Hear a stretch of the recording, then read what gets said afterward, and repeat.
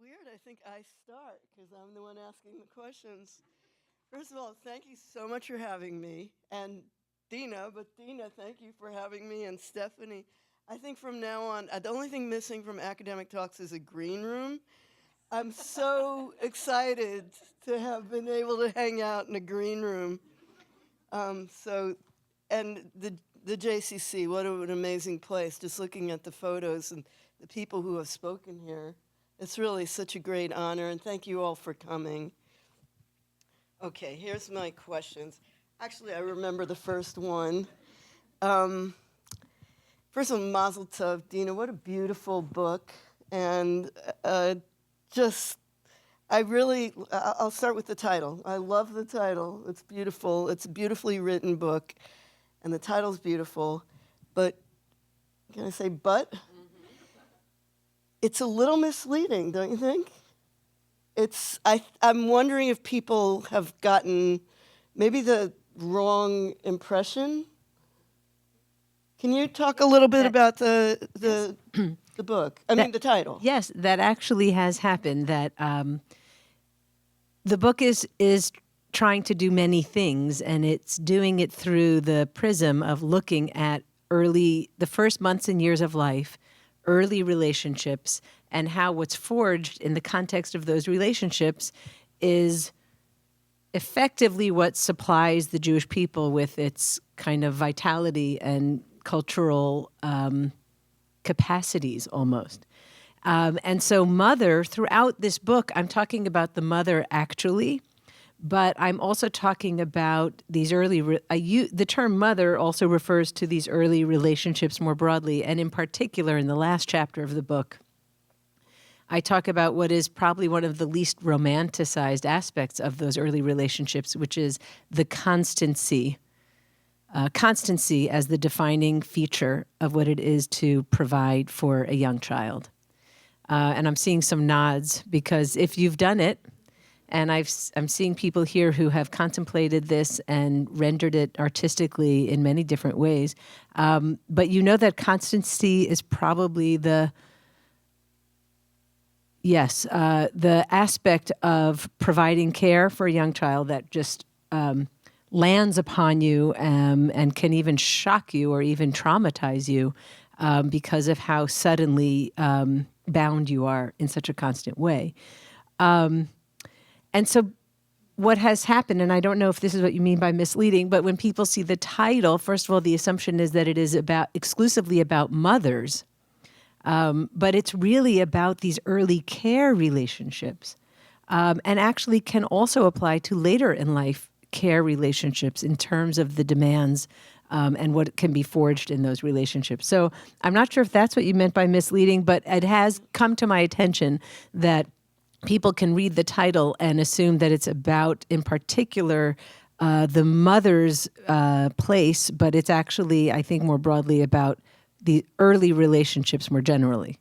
I think I was thinking that for those of us who were in graduate school in the 90s, there was a lot of, French psychoanalytic, feminist, pregnancy, birth, fluids, I don't know, all that stuff. And I don't think that's really what you're talking about. So may I read a little bit? Absolutely, because I would love that. So there is, early on in the book, I talk a little bit about the title and what I mean by it. And so I'll just read a paragraph from there. I say the following.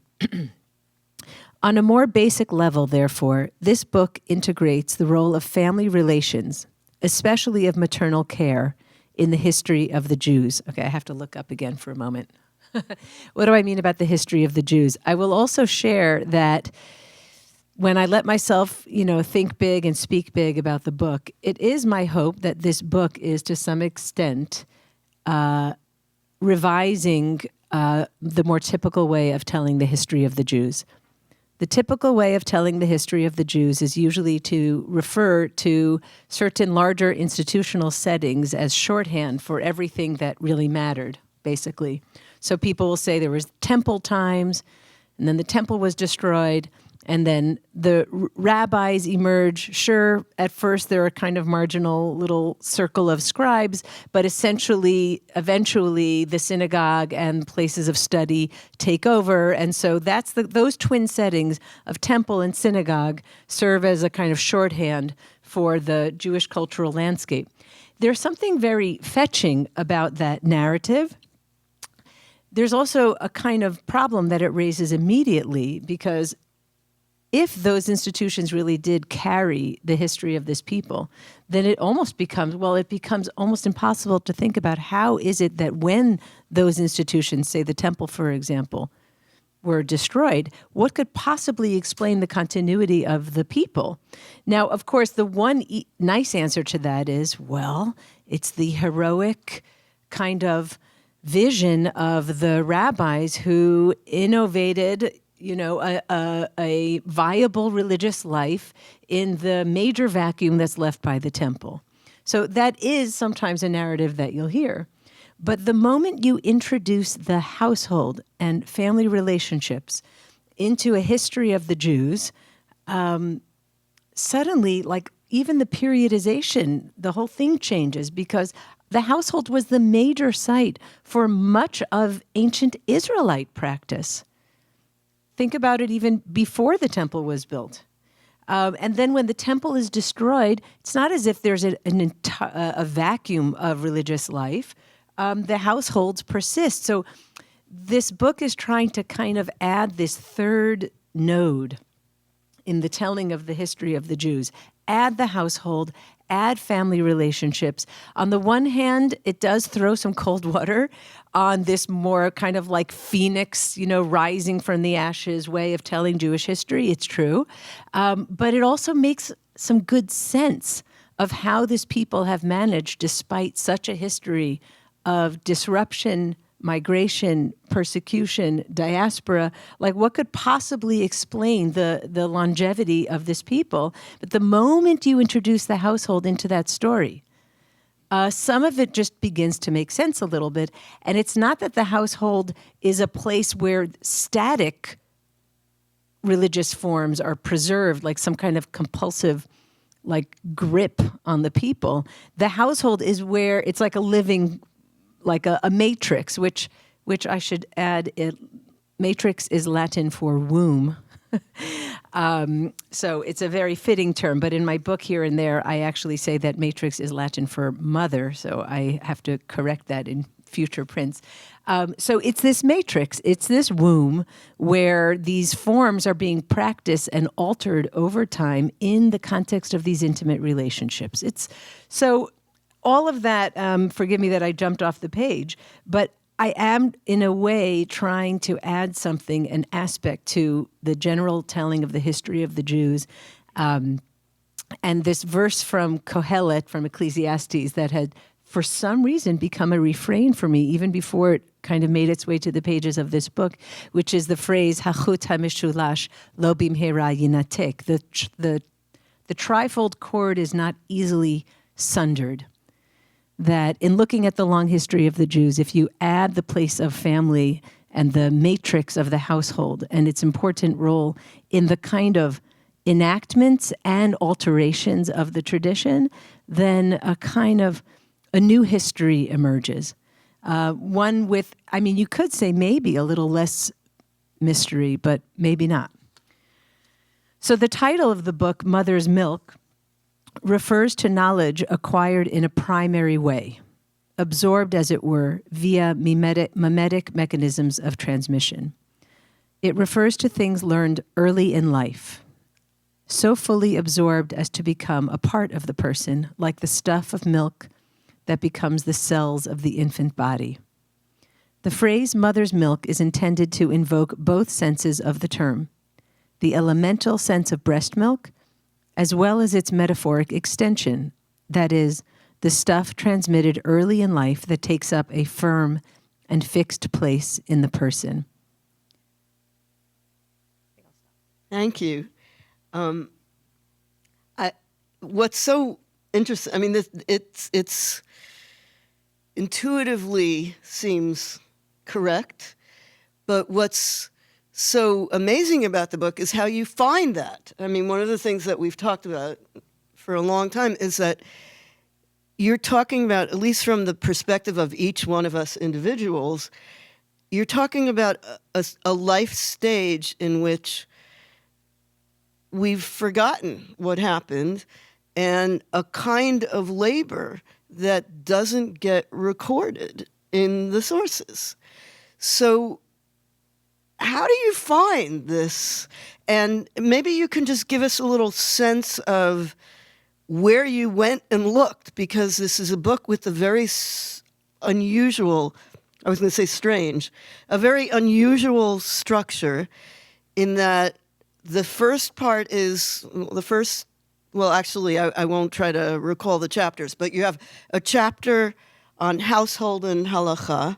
You have a chapter on, wait for this, the converso experience in Inquisition-era Spain and Portugal. A chapter on, and then for some reason, we're going back to the Bible where there's a deep dive into philology. And there's even a little bit of modernity in it.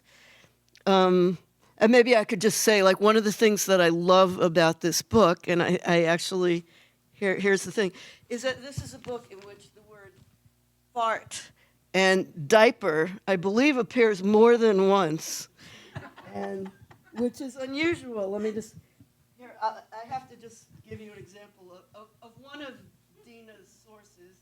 This is Ansky's famous ethnographic survey where he went around the towns of Eastern Europe asking people a whole bunch of questions.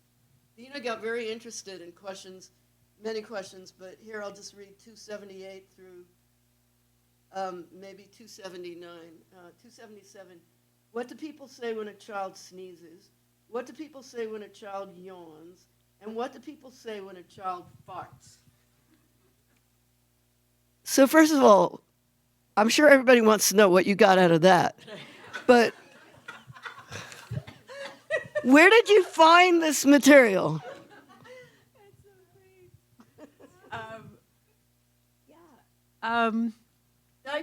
Diapers. Apparently there's diapers in the Talmud. Yes, I think that some of you know, so I'm very attached to classical Jewish texts. Yeah, weird. I know, because Naomi and I have talked about this a lot, about rabbinics, pro or con.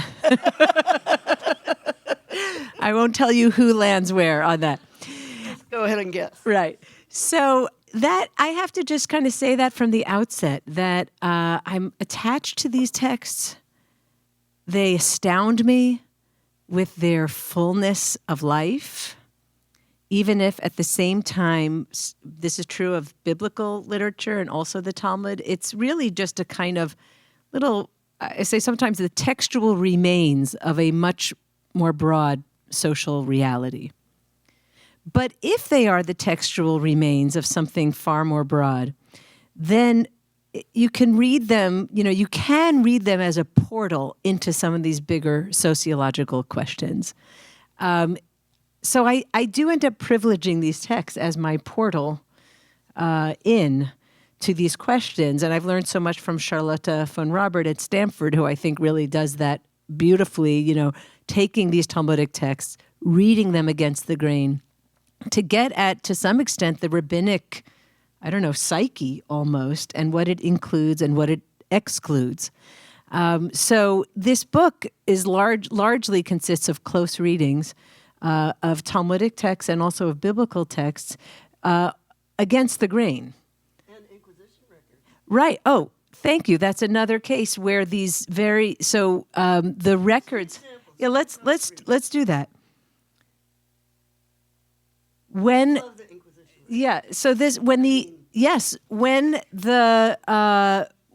in Spain and then later in Portugal there was established a tribunal of the Inquisition who was charged with the task of prosecuting people who were reported, though they themselves had been baptized, so that means that technically they're Christian, but they're being reported as following or continuing to carry on with Jewish behaviors. And one of the striking things about these materials is that while they do include record of ceremonies of, like, what I say high religious register, like they were lighting candles on Fridays or abstaining from leavened goods on Passover and things like that. The records also include, and maybe largely include, what we would even call like sociological data. This person is still visiting with this person, and this person hangs out with this one. And then when they moved to this other town, they lived in this area, and this is what their kitchen smells like. And there's a preponderance of using eggplant, which everybody knows is a kind of sign of a Jewish kitchen, and it smells like garlic. And there are so many recipes in the Inquisitional records that people have written cookbooks, just compiled of the recipes that are there. And in fact, it's arguable that those records of the Inquisition are far more reliable in their preservation of this kind of sociological data than they are of those ceremonies of high register, because those were the activities at the Inquisition. They would post, in the town square. Do you know anyone who does, these kind of key signature Jewish activities? So we can go to these records, which is a set of tragic documents, and kind of see where and how Jewishness was maintained. And the household context is the main context that was host to these behaviors. What's interesting is that this has been noted in the scholarship before, but often it gets treated as if it's an exception to the rule.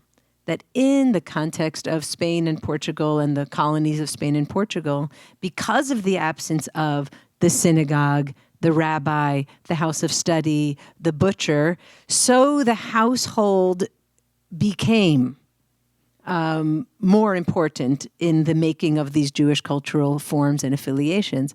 But actually, I would say that what happens is it becomes visible because so often the household context is overshadowed by these larger institutions. But I didn't get to the fart. Isn't it already?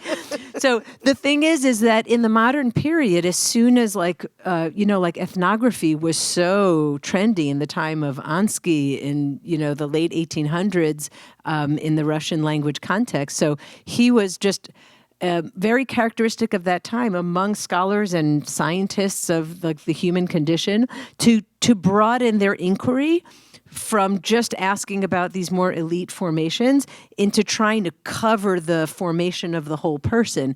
And so Ansky wrote this 1,000-word program. This is Nathaniel Deutsch translated it in his book, The Jewish Dark Continent. And those questions, just the questions alone, show Ansky and his team, actually, their awareness that Jewish formations start very early. They don't start when the child pivots away from the family context and into school. But in fact, by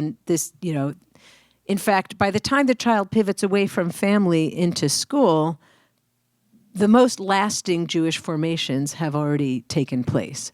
And so the question includes things like, what do people say when a child yawns?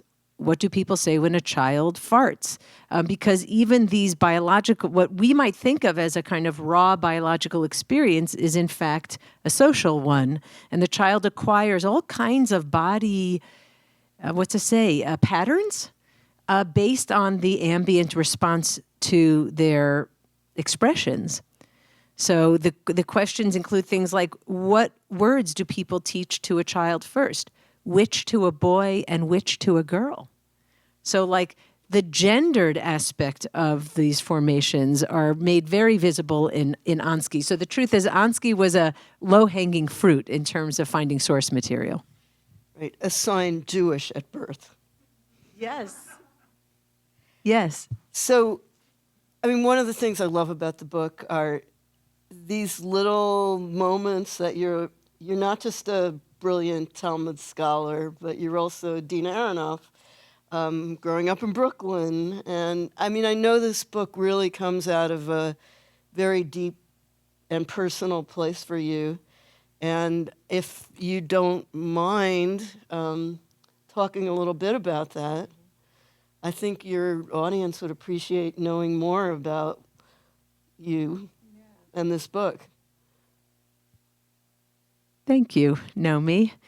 Well, I'll say the introduction to the book, it's short. The book itself is only around 100 pages, just to tell you. Don't be scared. Exactly. But the introduction, I know where I was sitting. It's at a Starbucks that is no longer on Calusa and Solano in the East Bay. Oh, what happened to it? It's gone. For 6 months. Gone. And I started to think about the acknowledgments, and I know that the form for an academic book of acknowledgments is very much to kind of acknowledge the hair doctors so-and-sos who kind of got you to that point. And Naomi knows that I had a lot of troubled relationships with various hair doctor so-and-sos for the first long stretch of my academic life. And actually, Naomi is my hair doctor, mentor, mutter, and really of this book. Dr. Fatter. Very good, Dr. Fatter. Good. So I thought, how should I start the acknowledgments? And then I thought, well, I'll start with where I think it starts. So I just started to think and write about my earliest years of life.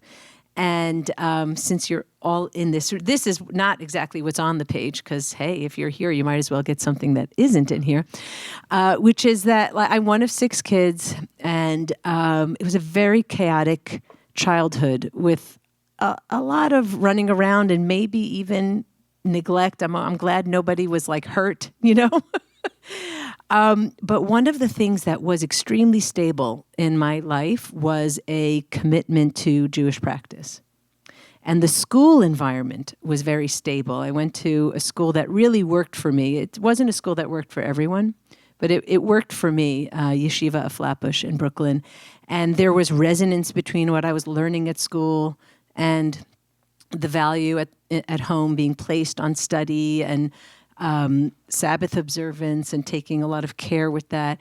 And so I think that I just attached myself almost like an imitation of what I was seeing around me. I think that's part of why it took so long for this book to emerge because, imitating is not always the most rooted way to express oneself, I guess I would say.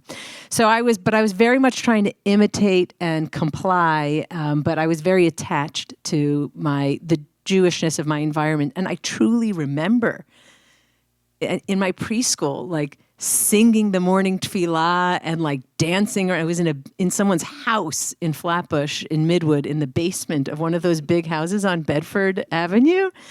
And just the basement had piping all over the ceiling. And I remember it because it was just so exhilarating. So Jewishness became a big part of who I was and how I kind of made my way in the world.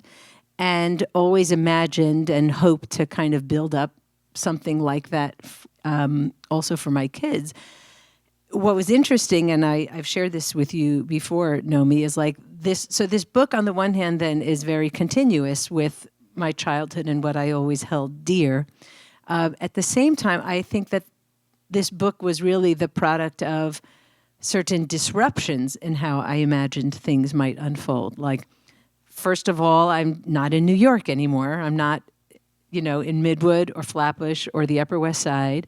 And a lot of the kind of ambient Jewish environment that I took for granted, it was like I was a fish in water over there. Suddenly, when I moved here to at least Northern California, everything became kind of limited to the household.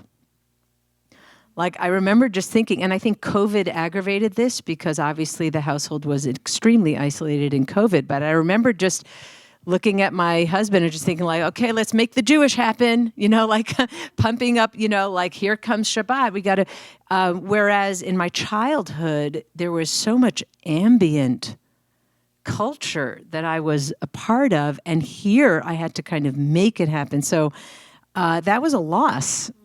And there's a kind of artificial quality to making it happen absent the kind of Jewish neighborhood and the Jewish street. And so that was part of what then I could see, because there was a crack, then I could like see the mechanisms that have been at play all along. And God bless my kids, and a lot of you here know my kids. They're doing well, but we also had bumps along the way there. The therapies that I sought for my kids to help them with gross motor movement, fine motor movement, and all of, I became extremely sensitive to the importance of ambient factors in the development of a child, and how you can actually sometimes curate them towards to a therapeutic register, but that actually those therapies, the best ones in my opinion, are on a kind of continuum with parenting itself. It's just a kind of like concentrated and extremely strategically applied type of inputs for the child. So again, it was kind of bumps in the road that sort of threw open or like pulled the veil away from, I guess in a way, what I had hoped might just unfold without my even realizing it. So that's a little bit of the story there with the book and my life. I definitely want to ask you about continuity and discontinuity, but just maybe a quick clarification. I realize there's something very meaningful about the fact that you don't use the word home. And even when you were introducing this, you said something about making a home. And I think that's such a familiar language, especially in, I don't know, maybe a certain kind of contemporary American Jewish discourse, Jewishness and the home. And I think I really like that you don't use that word, but I'm not sure why, or you rarely use it. Instead, you use this word that strikes me as anthropological, the household. And I guess I like it because it doesn't, just tell me what you're doing there. Meantime, I just want to hear Naomi talk about it. I'm serious. I like how many syllables it has. I'm with you, household, because part of what I'm trying to do is make visible the labors of the household. And Zach Braderman, who's the editor of the series who accepted this book for publication with Indiana, he's the one who kind of mentioned to me the artwork of Meryl Euclides, who devoted herself to making visible the maintenance work of life, maintenance work of cities, maintenance work of smaller environments. Someone who shakes hands with sanitation workers? Yes, she would. She's hung out with sanitation trucks. Was filming? Was she filming? I'm looking at the film artist here. Photography and installations. So that I really seized on that term of maintenance work, and it's similar to how what the defining characteristic of the maternal relation, as far as I'm concerned, is constancy, which also kind of takes it down a notch from more romantic depiction. That's right. This is just who's there all the time. That's my definition of mother, and that could be a man, a woman, any gender, any age. It cannot be a robot. So that definition of mother is similar to my use of the word household, which is meant to de-romanticize the term and to uplift the labors that are involved, the work that's involved in the household economy even. So, which has the word household in it. That's right. The oikos is the Greek for household because, and very much arguable to this day, really, the significant labors of life are still household labors. But certainly when your agriculture, your food production, fermentation, weaving, crafts, all of this was household work. And so I really am trying to get after that larger notion of the household as the site where Jewishness happens, and that's why I use the term. I even try, I know I said earlier that using the twin settings of temple and synagogue kind of obscures the role of the household in the history of the Jews. But I also try a little bit here in the first chapter to reconsider even the synagogue, because one of the ways to think about the synagogue is actually as an extended set of households in a neighborhood operating along the lines of what might be recognized as kind of kin relationships. Not all synagogues operate that way, of course, but they often have the potential to operate that way. So the synagogue could also be revised such that it's also kind of like a household. I'm willing to admit it as an honorary household. House church, like Yes. the early Christian. So let me talk about continuity and discontinuity. I might ramble just a bit. So I have to say that you start off, what's the first sentence of the book, right? This book engages with an age-old question: what accounts for the persistence of Jewish culture through the ages? So I have to say that question, do you know what I'm about to say? No. I feel like it's a little like the sort of thing that you imagine an old rabbi say, the Jews have survived throughout the ages, right? How have we, like it's not a certain, you know what I'm talking about? Yes. Like serious academics don't go, how, the Etruscans are all gone. The Romans have been consigned to the ash heap of history, and yet the Jews survive. So I really like that you bring that question back in a way that's not the old rabbi. I'm sorry, now I'm being like, I don't know, anti-Semitic? Is that what I'm being?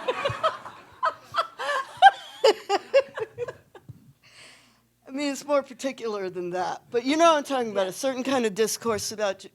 So that's the first thing. And then I know you've been playing with this question of continuity and discontinuity for... Is it okay if I say that you... So Deena had another book that she was writing that somehow...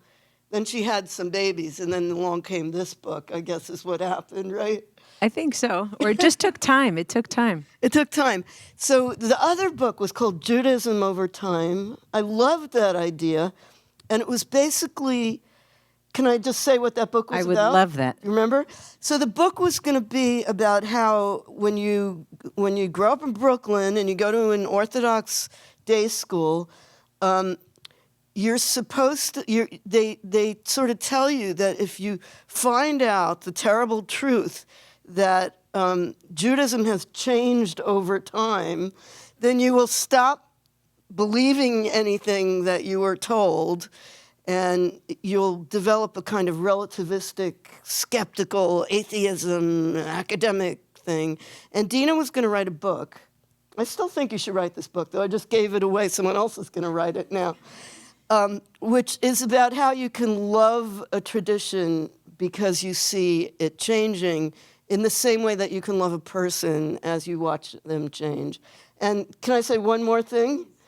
So the other thing that I've learned so much from Deena, but one of the things that you talk about is loving the seams of this tradition.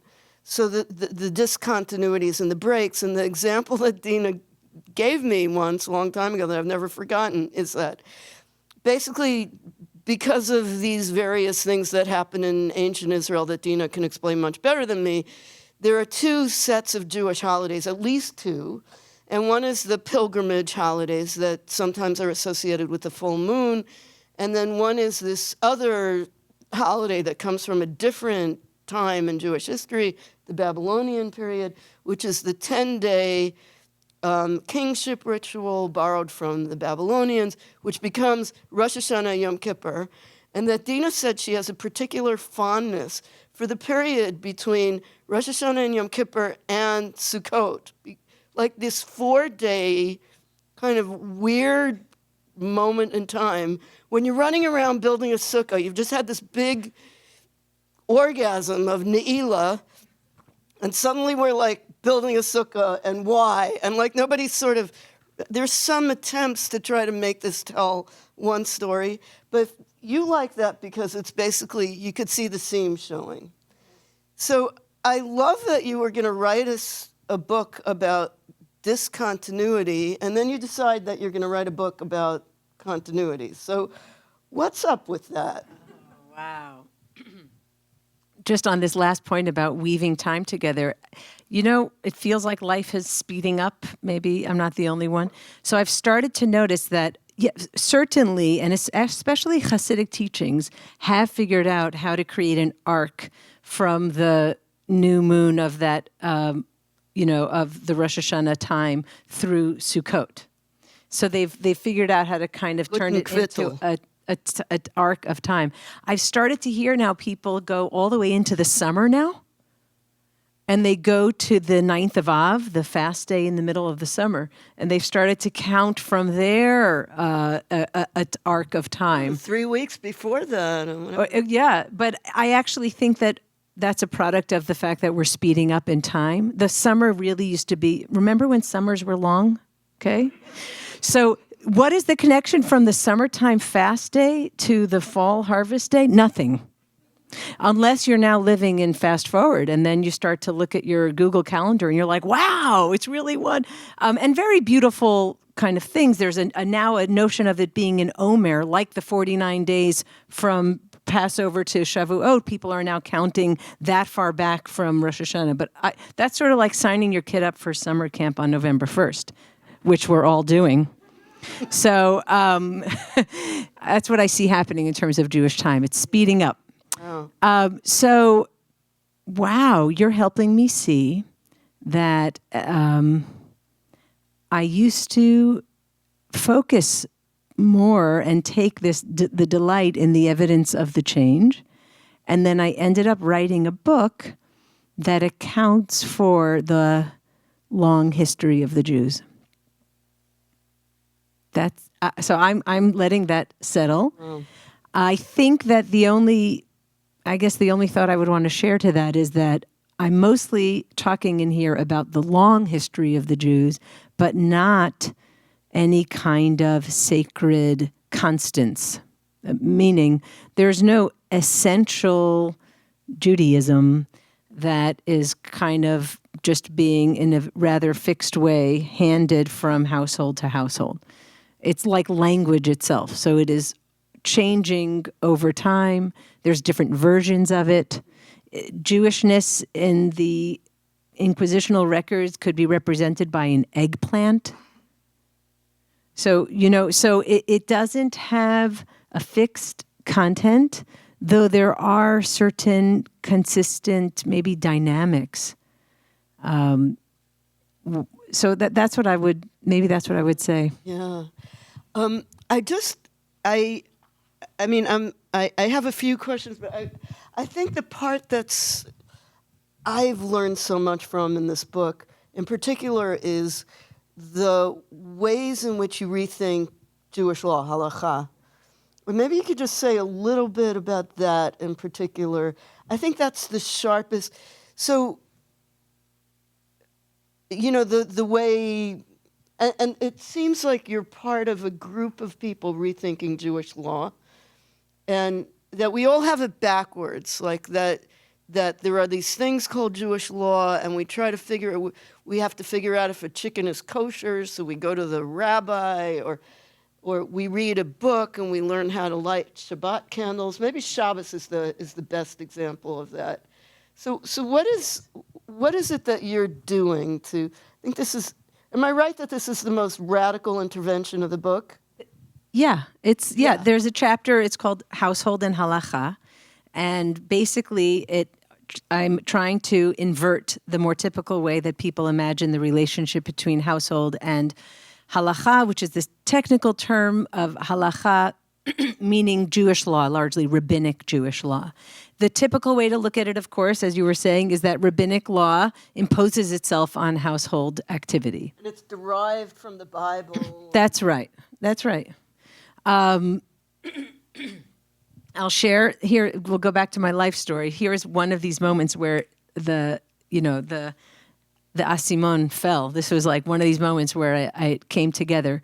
So my daughter, Shira, we were thinking maybe she was lactose intolerant, so I took to making almond milk. And if you've ever made almond milk on a regular basis, you know, no, yeah, you soak the almonds the night before, then you rinse them, then you put it, you have to have a very powerful blender, and then you drain it. And it was a lot of work, but I got used to it. But because I don't do those activities on Shabbat, on Friday, I had to make double. I had to make two. And I remember the moment I was opening the fridge and I was putting these 2 jugs of milk into the fridge. And I thought, oh my goodness, the double bread, lechem mishnah. Of course, later, lechem mishnah, the double bread, would be kind of likened to the tablets of the 10 Commandments, or thought of as corresponding to the bread that was laid out in the tabernacle. But the only reason one would ever eat day-old bread, meaning you bake 2 loaves one night and eat another one the next day, is if you're not cooking the next day, you make 2 the night before and you have them. And guess what else? You probably cover them so that they don't go stale. So suddenly the role of a kind of household practicalities, making 2 loaves on Friday because of a practical measure in order to have what to eat the next day, and maybe even covering it, I saw in that moment the ways that household practicalities were producing ritual. Same thing with lighting Shabbat candles, because if you wanted to be able to see what you were doing after nightfall, you would light the lamps before nightfall. And of course, fire is fire, so it became a ceremony very quickly, I'm assuming. But presumably its origin was a practical measure so that you would have light on the Sabbath. So I began to kind of play with this, rethinking the relationship between household and halacha, so that the household, which I should also just share in general in terms of the body of Jewish law, especially in the absence of the temple, it's arguable that, I'm going to just throw out a number, 70 to 80% of it is laws that are operationalized in the household. It's like where it happens. Food, managing your body, movements, how you bathe, bless, eat, have sex, work, rest, speak. So obviously the household is a key domain in halachic practice, but it's not just a domain that kind of submits to these teachings. It was a site of origin. Beautiful, and really, really, I think a major contribution to a field of Judaism which is so central, and I think so fundamentally misunderstood. I mean, Jacob Katz has a book about the Shabbos guy that goes back, but it never occurs to him to think about the kitchen, the diapers, right? I mean, I like diapers because you say halacha is not a total system. Yes. So, and in the chapter on household and halacha, I do touch on some of what's arguably maybe one of the most troubling rabbinic texts that exist. Maybe it's not. It's a little long to get into it, but we also maybe want to take a few questions. I definitely would take questions, and I want you to read the end. So one of the reasons I want you to read the very end, if that's okay. I mean, the beginning is beautiful. I'm persuaded. I'm moved, really, to think about. Jewish continuity and survival and the role of this labor and what's transmitted from our mothers, and not only in books. And it's amazing that you've managed to find it. And I think one of the reasons I like the end so much is because this story's not over. And how do you end a book like this, right? And where are we? And I would love it if you read I think it's starting from 101. I would love that. I think if it's okay with everybody, read starting from a famous anecdote, which none of you have heard of. At least I hadn't heard of. Maybe you've heard of it. Here we go. A famous anecdote is told of the esteemed archaeologist Margaret Mead, who, when asked what she regarded as the earliest signs of human civilization, is reported to have answered that it was an ancient healed femur bone. Mead observed that such a healed bone is an indication of social bonds strong enough to have provided for an individual who, given a femur fracture, would have surely died without social support. This capacity for collective care, argued Mead, is an indication of human civilization in full swing. This broken femur and the person nursed to health, however, could also stand for each and every human newborn who similarly, without the constant care of others, would not survive. Nor does such a state of dependence end with infancy. Dependence is a constant feature of human life. Our condition of dependence includes not only the relations that provide our earliest care, but also the fresh air that we breathe, the nutrient-rich soil that produces our food, and the clean water needed for life itself. Indeed, the crisis that we are approaching, both environmentally and culturally, can be understood in part as a result of our collective turning away from our dependence on others and on the natural world for sustenance. The intricate networks of care and cooperation on which we rely as humans, it turns out, cannot be taken for granted. Such constant matters can no longer provide an assumed background for the more interesting foreground of our individual trajectories. We are at a point in human history in which the forgetting of our first phase of life in all its milky dependence and our favoring of the later sensations of autonomy and individuation have run their course.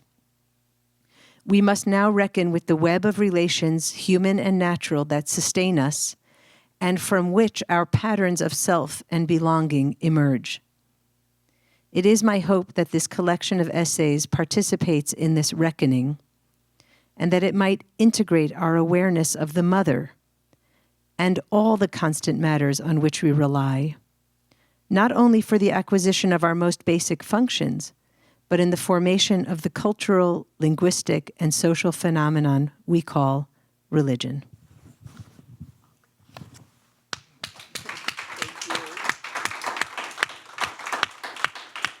I think we have time for some questions, right, Stephanie? On time and under budget. And please don't forget that Hanukkah's coming in 3 days, and this is really such a good deal. It's true. No, what I mean to say is that they're only $20, so it's a little bit of a discount. I don't know if you know about academic books. First of all, they're not all as deliciously readable as this one, but they're certainly not all this inexpensive. It's true. It's true.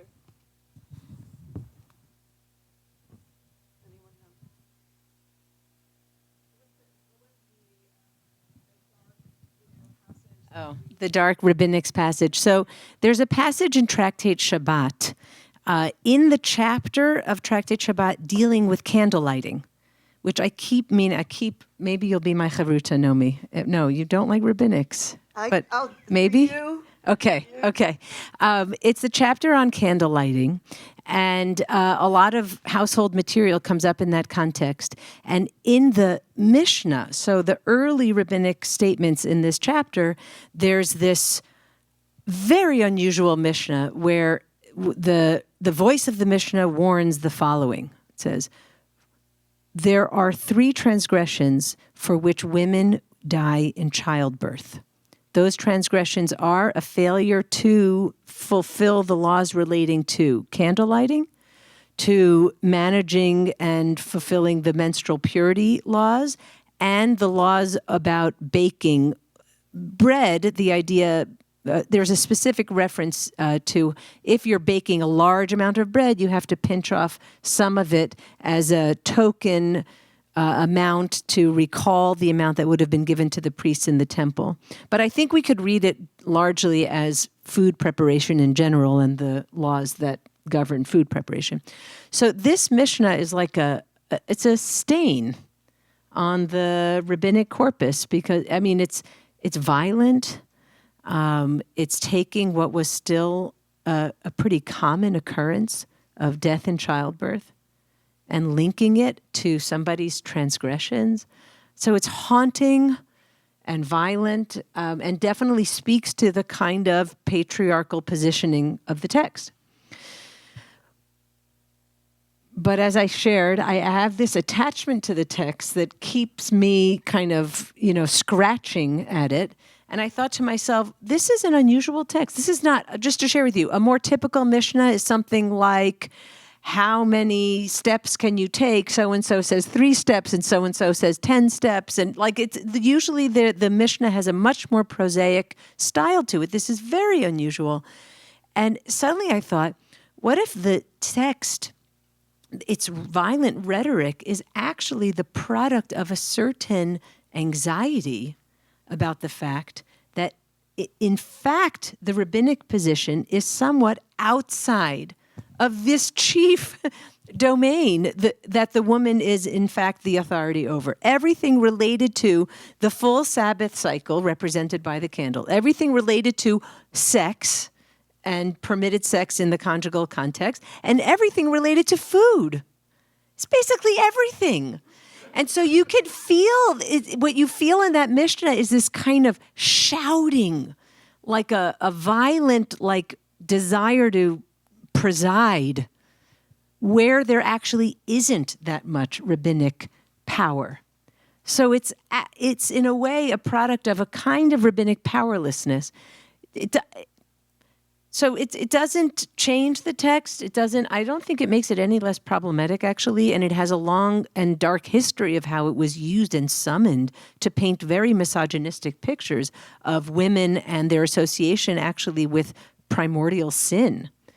Because the figure of Eve then gets conjured up as the figure who herself was somehow responsible for putting out the light of humanity, bringing blood to humanity, and the sweat and toil of producing bread. So that same trilogy of activities gets linked to Eve's misdeeds in the garden. So it really does have a dark history, but as a Mishnah, when you look at it or kind of look through it to see that what provokes it is the vitality and power of the household context that the rabbis are in fact contending with in their efforts to kind of institutionalize the practice until that point.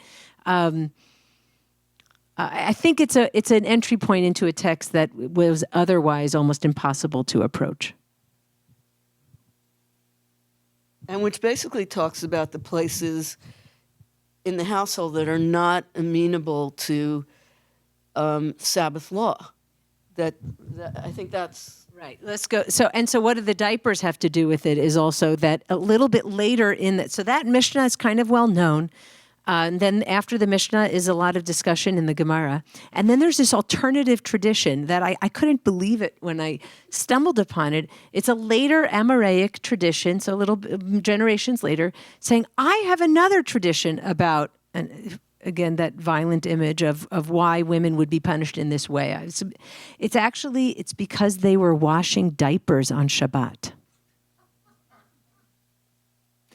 It's right. So what is that? And then there's another example. You'll see the discussion in the book, but what's the problem with diapers? The problem, and this is what Naomi was getting at, and I'm glad that you're bringing us back to the seams of the rabbinic project. The issue is that the rabbinic schema of do's and don'ts related to Shabbat had edges. It's sort of like the Truman Show. Do you remember the movie, like where you get to the edge and then like there's a beyond or outside the reality of the Truman Show? Diapers ended up being the thing that exposed the edge of the rabbinic project because the household would simply stink of feces and urine if someone didn't handle and take care of, and to some extent launder. Didn't have to be a big laundry operation, but you did have to rinse things and take care of them.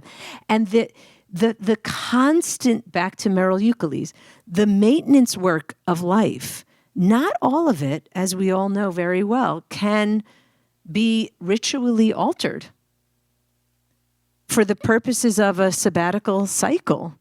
And so diapers ended up being this kind of, diapers expose the limited rabbinic reach when it comes to household work. Not everything stops on Shabbos. Right. Until the diaper genie, and that's another story.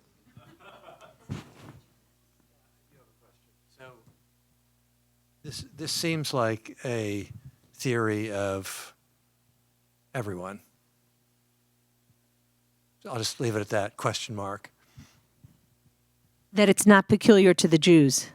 Well, it's very persuasively discussed in the context of Jews, but there's, male control of the story elsewhere, and there's families elsewhere, and there's early childhood, influence and the culture of the household. So I'm just curious what you think about that. I really do think that this is a universal story. I have my particular attachments and familiarity in terms of how Jewish culture is enacted in the household. But Clifford Geertz, anthropologist from half century ago, recognizes that all human beings, we are born in a radically unfinished state.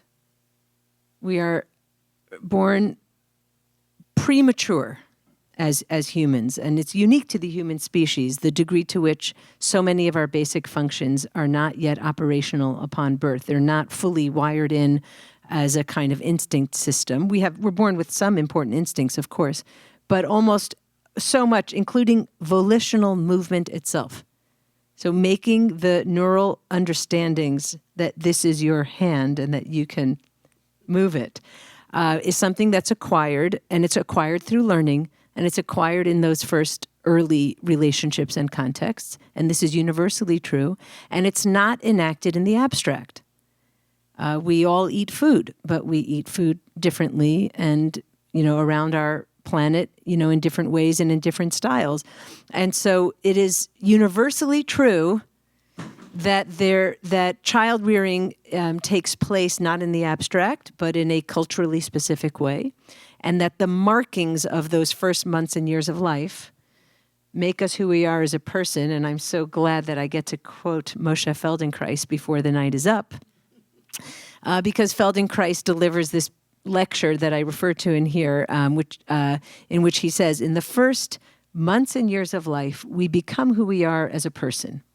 And we stay like that, whether we study thermodynamics or whether we study medicine. We will remain who we are as a person. And it's done through learning. And so it is a peculiar sort of learning of extreme importance. Now, Feldenkrais ended up developing a whole system of how we can, as adults, reignite the same kind of neural attention that an infant places in their learning process. And if you can do it, like if you can decide to really be fascinated by your own movement of your hand, you can carry on with that kind of beautiful expansive neurodevelopment that an infant does effortlessly. So he tried to carry forward that process of learning towards his therapeutic method. But his insight about child rearing is actually was the start of this book.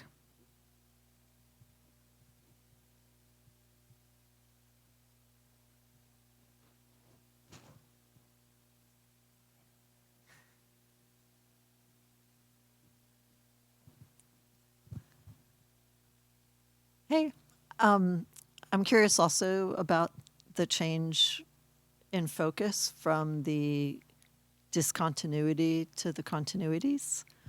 And I, as someone who's also part of this New York diaspora, and what you were talking about, the jumpy house, blowing up the Jewish jumpy house, that I think, when you're in that kind of bigger jumpy house bubble of Borough Park or the role of the household seems to, almost like a fish tank where the water is going in and out, gets nutrients come through. I kind of feel like Judaism out here is a bit like a game of telephone, that what you end up with at the end may not be where it started. And if you've talked to me before, I talk about micro-juries, like the Bay Area is kind of, great on micro-juries. So I'm just curious if that might have something to, like, all of a sudden the notion of continuity didn't seem like something to take for granted, perhaps, or I don't.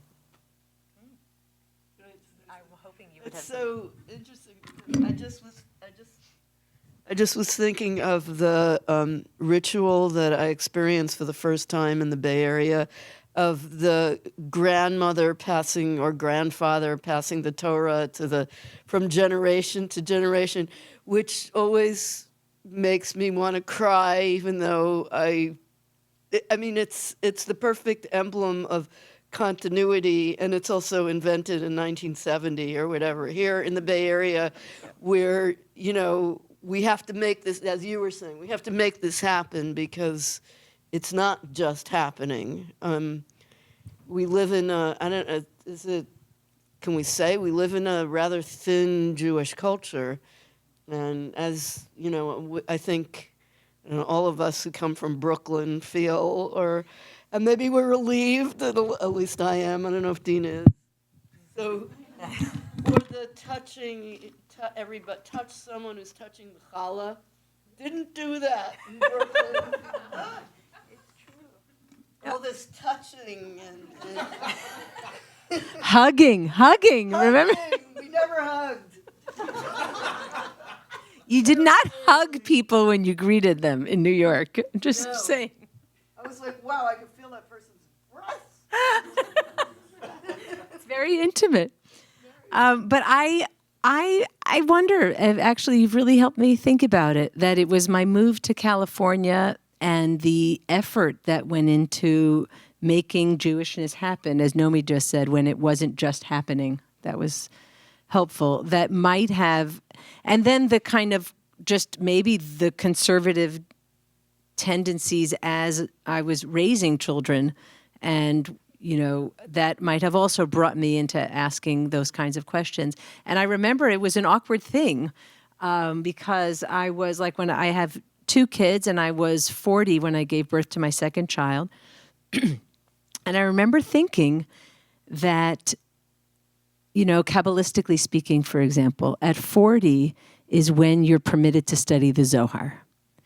And the reason why, in my understanding, is that at 40, you're a grandparent, and so you've already done the continuity work. The kids, the kids are, you've said Shema every night with your kids, and you built the sukkah,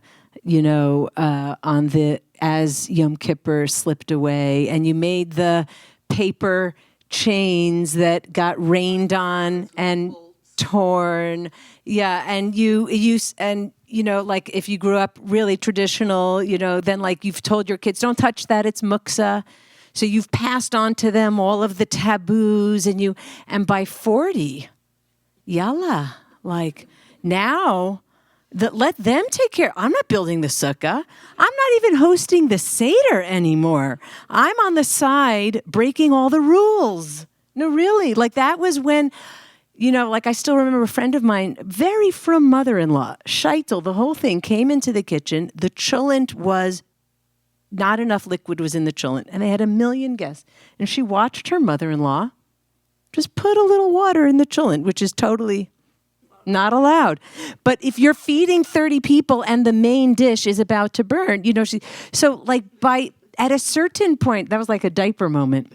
But I'm kind of linking it to age, that same person, it's possible that at 20 or 30 or 40. So I was troubled by the fact that I was just giving birth now to someone when intellectually and in other ways, I was ready maybe to enter a creative phase, and instead I had to kind of double down on these formal commitments, and I'm glad that I have, but it was more labored than I think it would have been if I were 20.